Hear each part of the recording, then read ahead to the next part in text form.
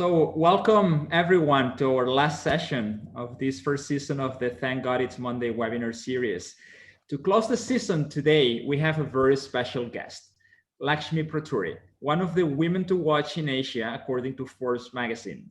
Lakshmi is also founder of Inc., India's foremost platform for the exchange of cutting-edge ideas and inspiring stories, and the director of Singularity University in India. Lakshmi, thanks for being with us today. Yeah, thank you for having me. It's great to connect with all of you from all over the world. Yes, it's fantastic to have this opportunity to connect with people, with like-minded people all over the place, right? Yes, Let's actually start with your personal story before we get into the heart of the matter. Why don't you tell us a bit about your personal purpose, where you're coming from, and where you're going? Sure. Um, I'm from India, if you haven't guessed it already, Hyderabad, India. And then I studied mathematics and business and went off to US, lived in US for almost 30 years. A big chunk of it was really, for 12 years, I worked at Intel Corporation and got to participate in some of the most amazing times at Intel, got to work closely with people like Gordon Moore and Andy Grove. At that time, I didn't know how lucky we were to work with people like that. Now, I mean, you took it for granted at that time, right? It's Andy, it's Gordon. But now I'm like, oh my God, we actually got to work with them. And I think, and that's how most life is, you appreciate only in retrospect. So you might as well enjoy everything at that minute because you never know why it's so important in your life. And after that, I started my journey in year 2000, just discover myself. I wanted to connect to India in some way. So for the first 7 years, it was through philanthropy, almost $30 million for various causes in India.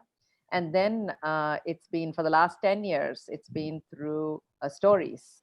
So one of the things, which is the purpose of what we are here, one of the things I felt while I lived in US was that the story of India has not been told well. It's been told through many different sources and not through a person who's actually making the change. So I felt that I really wanted to come to India and hear some of the stories directly from the people who are doing amazing things. So I brought TED to India. And it's kind of like, when you leave your country and go somewhere, you see a great thing and you wish you could show it to your friends back home. You wish you could write about it to your parents. So to me, living in the US was like that, I wanted everybody in India to see what I was seeing over there. And when I traveled in India for 5 to 7 years, I felt I wanted all my friends in the US to see India the way I wanted to see it. So our purpose has been, how do we bring the best of rest of the world to India? That's why I brought TED to India, Singularity University to India. I mean, I've been known for wherever I go, if I find somebody interesting, I'm like, do you want to come to India? I'm just one of those people, and also take the best of India to the rest of the world. And that's why it's exciting to be with all of you today from India.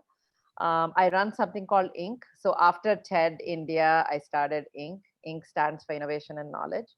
And our purpose is accelerating journeys of game changers. We find people who are absolutely fantastic, who have like their own journeys, and see how can we accelerate it through storytelling and connection to corporations and governments and stuff. So that's what we do. And check out inktalks.com. You'll meet people who are 1,000 times more interesting than me, and we have many of them.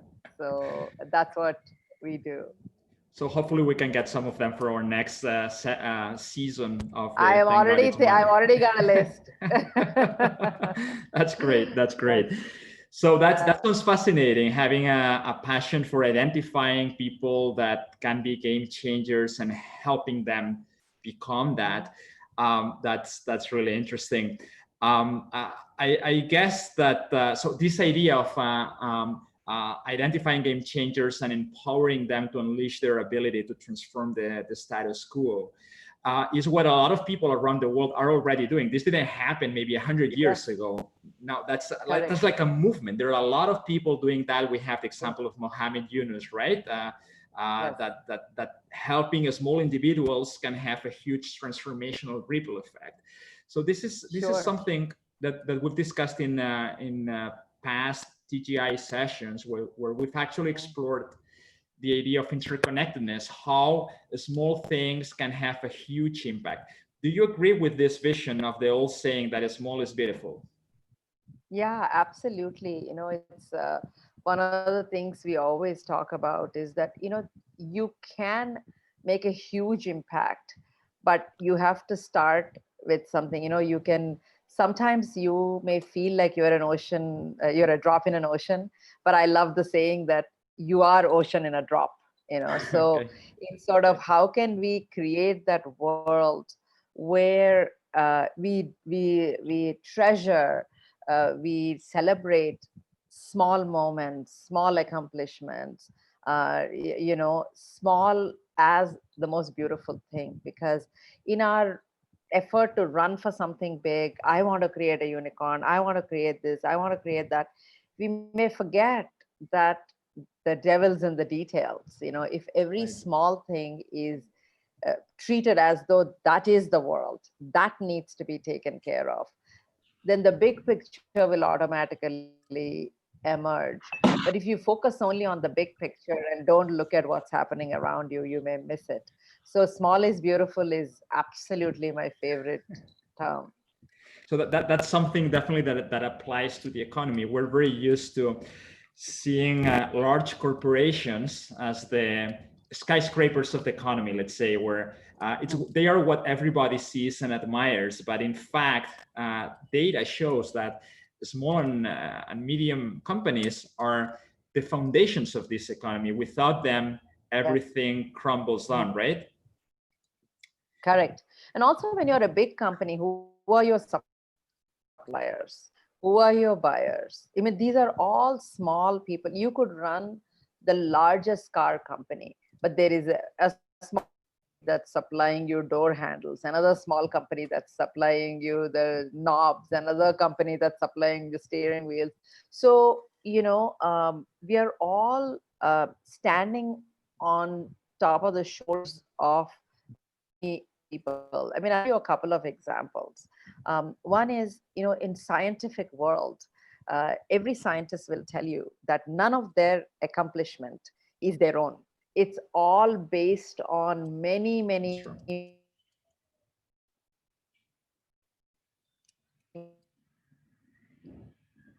ladder, So there is many things that happen, small things that happen that make something large happen. And secondly, this is like about 10 years ago, I think I was doing this, I was giving a talk somewhere, and I did this comparison of one of the largest companies in America. It's whatever, X billion dollars.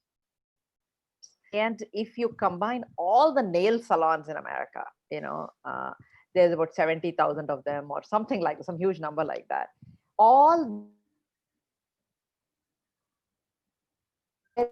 company, Now here you have 70,000 entrepreneurs who live in different localities, who decorate each of their shop the way they want. And they come together, like 10 cousins come together and order the nail polish and things like that to get economies of scale. But they're operating as individuals. They have a pride of, they hire 5-6 people who are like whatever, pedicure, manicure kinds of people, and they're running that nail salon. And in terms of a contribution to economy, the big company and the 70 or 80,000 nail salons put together are about the same. So why is it that we celebrate only the CEOs of big companies and we don't celebrate the 70,000 nail salon owners? Right. So I think that if we look at the world as as a big puzzle, we should celebrate every piece of it in its own, because it is equally important. So, so that's a very good question. How do we support this small economy? How do we get there? Is it a matter of leadership, or what is it exactly that will take us there?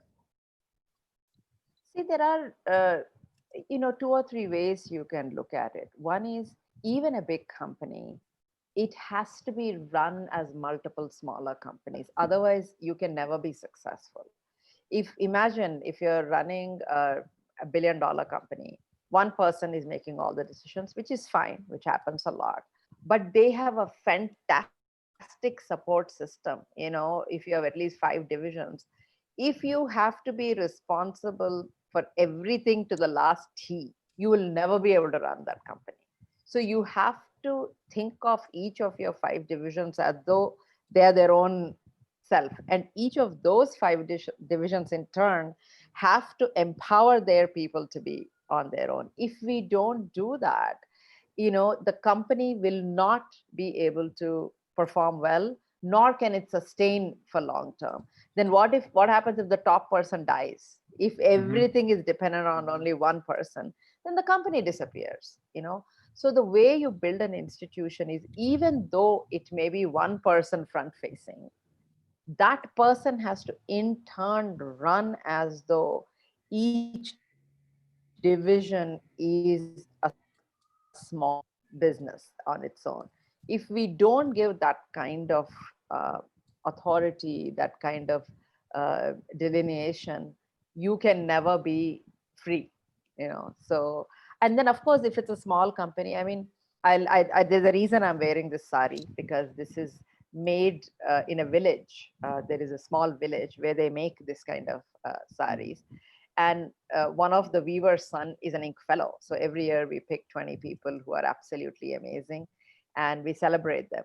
So 10 years ago, when we started ink in the original set of 20 fellows, Malaysia is a weaver's son from that village. He was an ink fellow. The reason we picked him was, to make this sari, they have to put the yarn together. And to put the yarn together, there is a machine, that's a hand machine, where you have to, thread it like this, 900 times for each sari. Okay. Now, most of this threading is done by women, and the men do the higher end thing of designing and actually putting it all together. Now, the thing about this is that it is such a, hard work on the shoulder.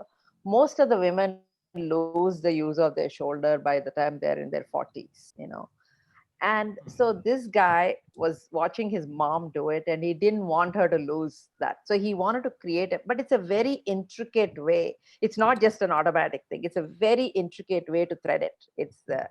So he actually ran away from home, learned how to do machinery, etc. And 7 years later, created a machine that actually automates this process. So all the women can move up the ladder in designing, etc.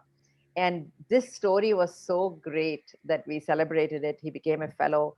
We regularly hold sales of these saris, and whatever profits are made are used to buy these machines for women. And so this year, 2 years ago, he got one of the highest civilian awards in India, called a Padma Shri award. And the government machines for all the people in the village. So I'm just saying, one person in one village has changed the lives of 3,000 families there, and that's beautiful for me. And that's why I'm wearing this sari, to celebrate Malaysia and his story. A beautiful story. So obviously, empowering people is key, and learn and helping them lead in the manner that you're describing is also very important. But there's another thing that we've learned in several of our webinars with several people, like for instance Bob Chapman, where he recently wrote this book, Everybody Matters, which talks about the importance of absolutely everybody, and that brings up this notion of diversity, which has been coming over and over again during all these webinars. In fact, one of our webinars was devoted to diversity. I heard you say once that putting people together from very different backgrounds can cause miracles. Can you talk about that? Yeah. And, diversity could mean different thing to different people. And for me, diversity is multi-faceted. Like, for example, there's diversity of physical ability, right? So when you have in your team, or somebody who's visually impaired, who's hearing impaired, who's in a wheelchair or whatever, it sensitizes you to think of, is my environment accessible to everybody from a physical level? And like one of the things we found, one of our members, he's hearing impaired. So when we do our events and stuff, we must have somebody who does the sign language. And even now when we do our Zoom calls, etc., he brings always with him somebody who does the sign language. So we have learned how to host our things a little differently. Like if we organize a film party, we have to ask them, is the film subtitled? So we have learned to be more sensitive to diversity. So there's a physical diversity. Then there is a gender diversity. You want to make sure there is not just male, female. It could be male, it could be female. It's male who feel they're in a female body, female who feels they're in a male body, people who I don't want to be identified as a he or a she. You have to accommodate everyone. It doesn't mean you have to mean you have to understand it. It doesn't mean you have to approve it. You have to accept it. That their thought may be different than yours, and you have to accept it for what it is and make sure you have them in your circle, because otherwise you don't have a complete point of view. Then there is a racial diversity, in terms of whether it's black, brown, white, Asian, American, Middle Eastern, Latin American, European, whatever. We each come with our culture and our insights, and it's important to have a diversity of race. And finally, it's diversity of thought. It's important to surround ourselves with people who are different than us. If you're liberal, be sure you have a conservative friend, and vice versa. If you're an artist, make sure you know some technologists. If you're a technologist, make sure you know some machinists. If you're a machinist, make sure you know some poets. So I think, to me, a great gathering is where there's as much diversity as possible and a little bit of discomfort. The minute we are extremely comfortable with everybody around us, we don't grow. So we need people to question our beliefs at a fundamental level. And we'll disagree, that's okay, but you should learn different points of view. So to me, all this kind of diversity is very, very important. Yes, I totally agree. In fact, I think that that diversity is one of the major challenges of humanity. For some reason, I don't understand why. We have that diversity is in one side essential to life. Life would not exist without diversity. But on the other end, we humans seem to enjoy destroying it. It's not just biodiversity that we're destroying. We also enjoy destroying cultural diversity. And I guess it's all a matter of fear. Why do we fear diversity? Yeah. How do we transform ourselves to embrace diversity and beyond that become holistic leaders? Yeah. See, I think we are all creatures of comfort, right? You want to be comfortable in your thought. You want to be comfortable where you are. So when anyone disturbs that a little bit, the only way we can be happy is to make them wrong. That's the only way we know how to be. And a lot of it is if you think of evolutionary biology, we survived in the savannas because we stuck together. And if anybody was different, they were a threat to us because they could come and wipe you out. And, we have seen races that have come and wiped out the domestic races. We've seen this happen over and over again. Yeah. So it is in our DNA. Fear is in our DNA. But that was a world where everything was in shortage, right? I mean, where it's sort of, there is this much of food. If you took it, then I didn't have food. So it was a world of shortage. But today, as Peter Diamandis, wrote in his book Abundance, in terms of today we do live in an abundant world. So we don't need to fear, where does jealousy come from? Because if my, partner goes with somebody else, I don't get to procreate. So there's a shortage of everything, right? But now it's okay if one person doesn't work, somebody else will come along. We don't need to work from that point of view of shortage, but it's programmed in our DNA. It's our evolutionary biology. The fear thing just comes up the minute there is a little bit of a threat to anything we are comfortable with. So we need to understand that we moved from a world which was very, very full of shortage to a world where there's abundance. And we also have learned gratitude over time and be thankful for what you have, etc. So I think if we can remember that and say that, okay, this is not the end of the world. Somebody can be different and I can grow from that instead of taking it as a threat. We all can grow so much together.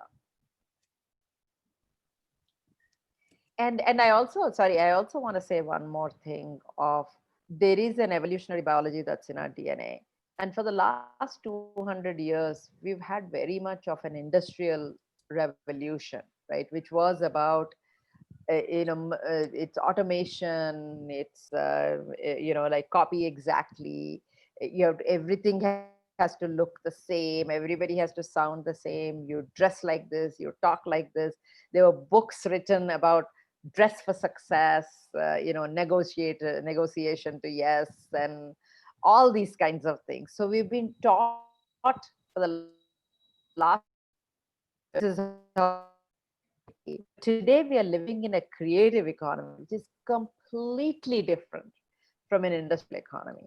And here, if you're that autocratic, that stoic, that paternalistic boss who's saying, don't ask any questions, do as I say, nobody will listen.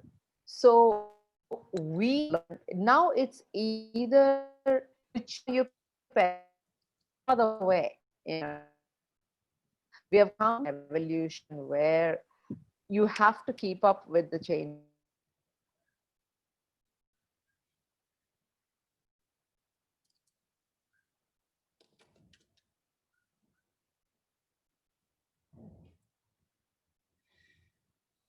Oh, it looks like we've lost Lakshmi for a second.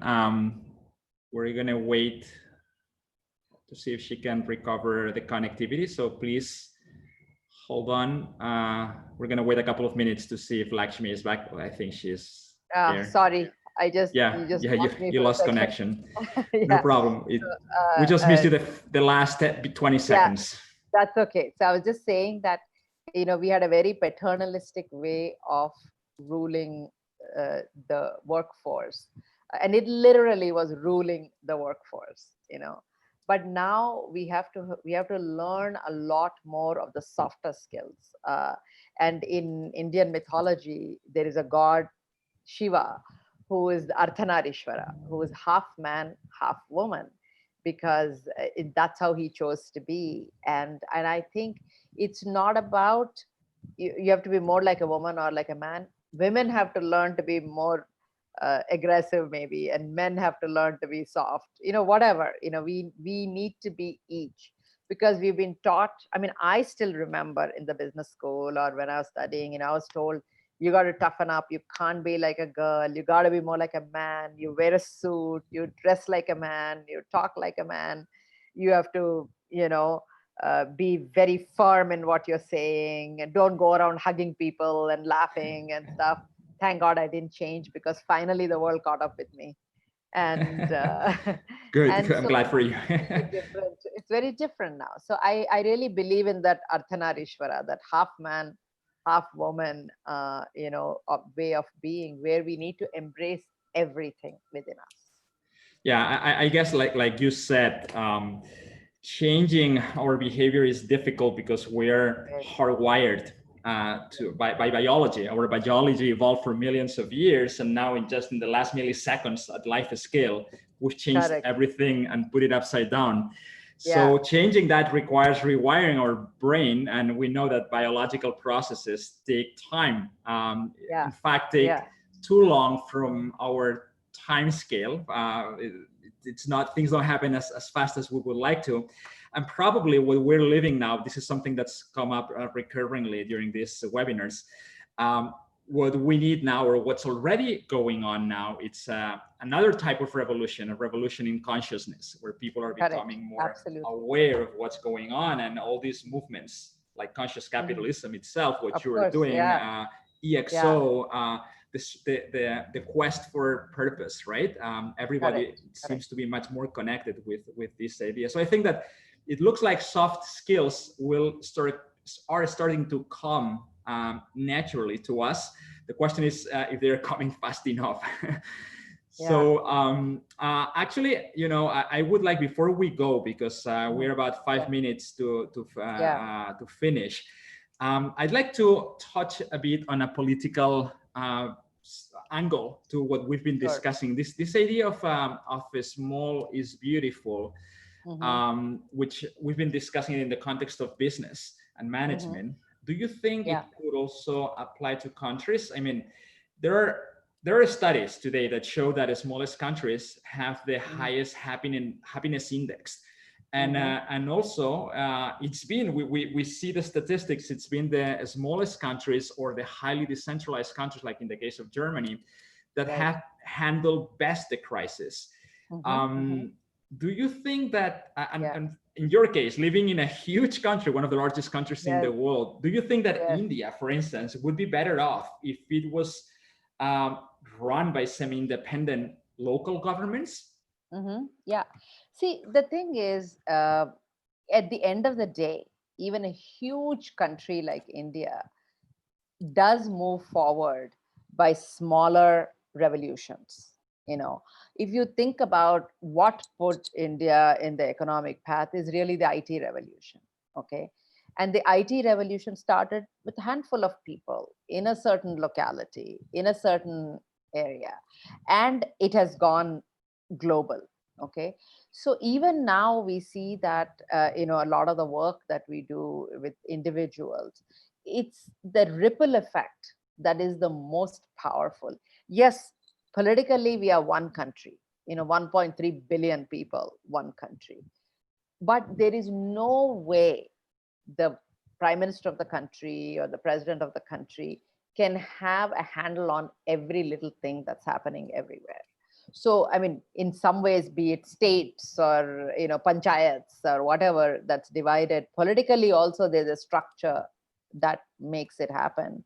But even the largest country is run by smaller groups of people in different ways. There's IT, the pharma is a huge revolution in India, and there is, you know, non-profit sector is very, very strong here. Things like Seva have 200,000 women who are working, who are on cooperative banking and things like that. So there is many smaller revolutions, many smaller agents of change that really make a huge difference. See, the thing is, it's like you have your parents, you're born to your parents, you have no choice. Similarly, you're in a country. I can't get up one day and say that, oh, India shouldn't be one country, it should be 10 countries. I can't say that. So I think the best we can do is, can we each be that agent of change, be that small entity that can make a difference to everyone around us. And if we each do that, the ripple effect is what will move us forward. Okay, good. I was just intrigued. Yeah, go ahead. I just wanted to also say that, you know, what you're doing in conscious capitalism, you know, etc. This is a movement, right? I mean, you have conscious capitalism from India, from Europe, or whatever, and this is what will make a change in the larger picture. So, like this, there are some revolutions that cut across countries. There are some revolutions that cut across within the country, and together they are the ones that make the change. Right. Yeah, I guess my question was in the context of the political distress that's going on all over the world now, with lots of independence movements going around and things like that, where I guess everybody would like to be in a one world, one nation, right? That's the dream of everyone. But in the meantime, it looks like there's something wrong with democracy when in one nation there is a minority, and the majority can do whatever they want, and the minority does not have the right to do what they would like to do because they are a minority, then we have a problem. So but I'll tell you one thing, I don't think it has anything to do with the size of the country. It happens in India, it happens in America, it happens in Germany. I mean, if we were talking about Germany, how do you explain the Nazi movement, right? Such a small place, one person could pretty much change the whole history, right? And heaven forbid, there was just a minor here or there, we wouldn't have been around if it went the other way a little bit, right? So the point is, such forces exist everywhere. Disparities exist everywhere. And if each one can believe in what we are believing and make a change, that's the only hope, so everything else happens everywhere. There's just no disparity that way. Great. So we're in the extra time. So we've had a couple of interruptions. So let's at least get a couple of questions from our audience. Sure. Berta, do we have some questions? Yes, we have one. Isn't fear of diversity related to the idea of a scarcity? We have little to distribute, so we keep it to ourselves. If we were to strengthen the idea that everything we really need to live is abundant, don't you think it would be easier to accept diversity? What can we do to introduce the idea of abundance into the current economic system? Yeah, no, you actually used exactly the same things, what I said in terms of fear comes out of scarcity. You're absolutely right. And I think today we talked about hardware and software, right? We are hardwired. So today we live in a world of software. I mean, it was a world of microprocessors 30 years ago, and today it's a world of software. Similarly, for us also, we have such abundant access to knowledge today than ever before. So I think the only way we can make the software in us work faster than the hardware, what is hardwired in us, is exposure to as much abundant knowledge that's available for us as possible. There are so many things. If we keep listening, if we keep seeing, there are amazing documentaries, amazing movies, amazing talks, amazing everything, free classes that are available for you, and you can learn about anything you want. So it's up to you to figure out how much you want to learn. Today, there is abundant software available for you to tune in your software within you than ever before. I haven't had access to knowledge like this when I was, going to school. Today, my God, I mean, my son who's 16 is reading about blockchain. He's figuring out how it is used in sports or something like that. And even when I worked at Intel, I wanted to learn about 5 media companies. I had to write to them, wait for their annual reports to come to me, study them, and prepare a report, which took like 3 months. And if I ask my 16-year-old, he'll do it in 15 minutes today. So I think there is an option to change our hardwiring by being exposed to more thought. The more diverse thoughts we hear, the more we will change. I really love that idea. Exposure to abundance will help our software overtake our hardware. I'll keep that. That's a very good one. Okay.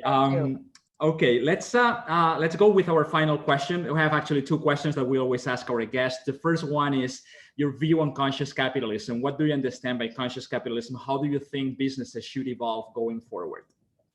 See, if you think about the original purpose of business, the purpose of business is to serve the community in which it exists.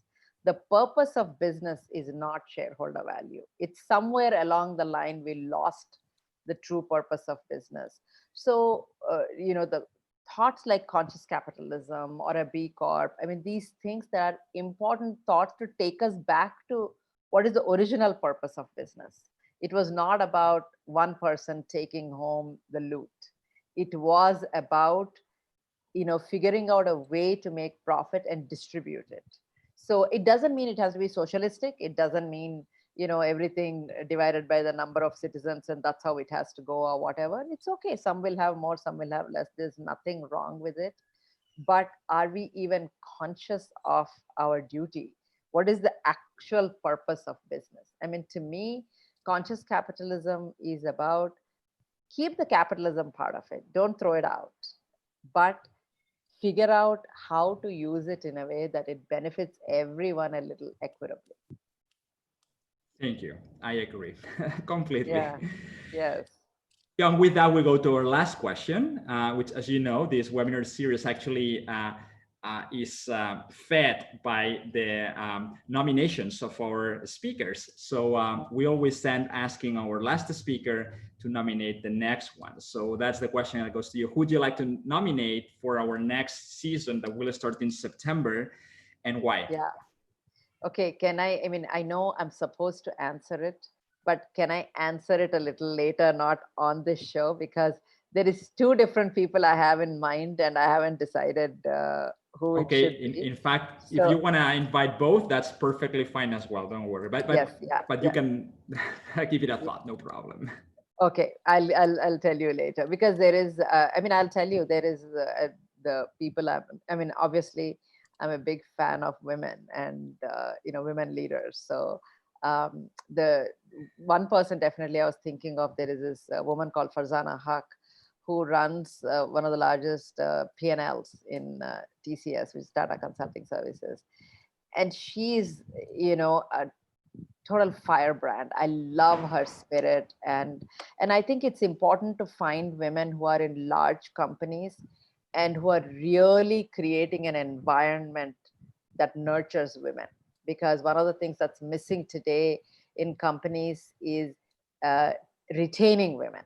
Even if you take them 50-50 at the beginning, by the time you're into 5-7 year period, women just disappear. Because the environment at work doesn't support, you know, wearing multiple hats, which women do. So she's one person who I am actually fascinated by, how she has grown herself, risen the ranks and done well, but also how much she does for women in corporates to keep them in the corporations. You know, so she's one person, and there's another person who I'll tell you about. Let's discuss it later. No problem. We can catch up after this conversation. Sure. Yes. Okay. Well, thank you very much, Lakshmi. It's been a real pleasure to have you as our last guest of this season. Really fun talking to you. And also wanted to thank our audience who's been following us for these 2.5 months that we've been running, almost 3 months that we've been running this. I just wanted to let you know, everyone, that as I've said several times, this is our last session of the first season of this webinar series. We will now take a break during the summer and plan to use this interim to put together a wonderful video with the highlights of the 13 conversations we've had with international thought leaders like Lakshmi. It will be like 13 lessons that COVID-19 has taught us, which I'm quite sure that will make a huge inspirational video for all of you to enjoy. We'll let you know as soon as it's published. And with that, I'll say thanks once again for joining us through this journey. And I hope to see you back in September when the second season of the Thank God It's Monday series will begin.